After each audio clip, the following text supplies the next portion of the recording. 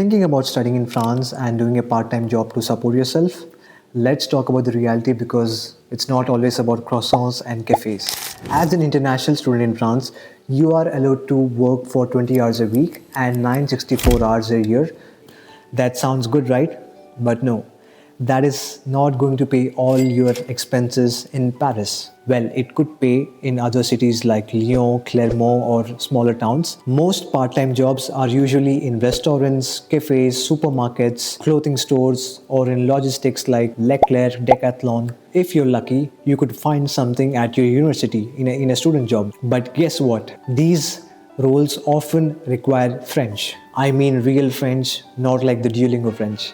Now, what I'll do is divide the part-time jobs into two categories. One is at the good place and one is at not the good place. By good places, I mean it could be any supermarket, it could be any restaurant, any cafe where they give you a contract. There's fixed number of working hours, there's a fixed salary. Here, they are not going to exploit you. But in the other places where they do not give you a contract, they give you like a cash in hand and they are going to exploit you. Trust me, I've seen a lot of my friends around who work like until midnight, 7 hours, 8 hours per day, and they get paid very low because these restaurants, business owners, they know that these students, they don't speak French and they are in need of part-time jobs, so they give them the offers and exploit them. If you're looking to do a part-time job, make sure that you learn French, and by French, I mean conversational French. This way you could be at a better workplace and you could earn better, work better and live better in France. Now talking about the pay scale, payment in part-time job completely varies. You could say it starts about 9 euros per hour, like that's the minimum wage. You could expect about 700 to 1500 euros, and now that depends on the company that you're working at. They could pay more or they could pay less, but yes, this is like the estimate that you can have. When you go to other cities than Paris. In Paris, definitely there are a lot of companies, lot of businesses, lot of big areas where you could find something. But if you could go to the tier 2 cities, here is when the competition also increases and the businesses also decrease. In such cases, I would suggest be very good at French, and that is how you will learn something, or else again you will get exploited at the wrong places. Also, a lot of you students that I've come across are coming here on education loan. They take a little education loan and then they think of surviving by paying their rents by doing part-time jobs. But let me tell you, not everybody will be easily finding a part-time job. In that cases, a lot of students then they drop out, they get into the wrong jobs, they struggle, they face difficulties. So please do not come to France just by thinking, okay, I'm going to survive here by doing a part-time job. Please do not make that as your only option. Full-time jobs.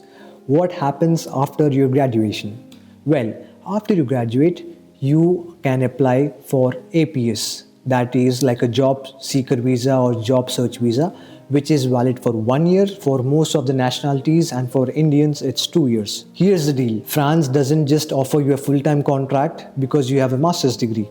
To work full-time in a company, you need to have a CDD contract or a CDI contract. CDD is a temporary one that could go for a year.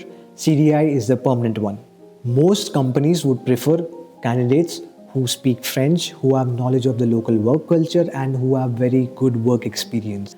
And if you're looking at a permanent contract, in this case, if you do not have a very good work experience, if you do not speak very good French, if you do not have a very good profile, my recommendation to you would be that you start off with an internship. In your master's degree, you are supposed to do an internship, or if you could do an apprenticeship, that's even better. You do that, you work in a French company, you gain some experience, you learn some French, you get to know about the work culture, and with this 6 months or 1 year of experience, it's going to be much more easier for you to find a job. And what you also need to understand here is that once you start working at a company, if your APS ends and the company wants to hire you, you have to convert your visa to like a salary visa or a talent passport visa.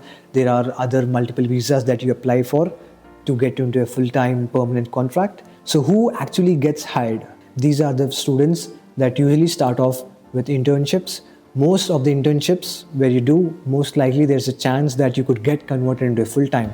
Even with alternates, there is a chance that you could get converted into a full-time job. And usually in these cases, they directly offer you a CDI instead of a CDD. So in a CDI, usually they are going to do a 4-month trial period they are going to text you, and then they are going to give a contract. But if you're going from this internship to a CDI, most likely it's going to be permanent, and in some cases they're not going to even have a trial period. So now you know the reality of jobs in part-time and full-time. So yeah, working in France is possible, but it's going to take more than just your degree. It's going to take your patience, your hard work, your dedication, and you need to hustle. If you want to study in France, please feel to reach out to me in the comment section or in my Instagram here, and I can help you out with your application process, your visa process, and even if you are here in France after your arrival, I can help you out with any administrative processes, and I'll see you in the next video.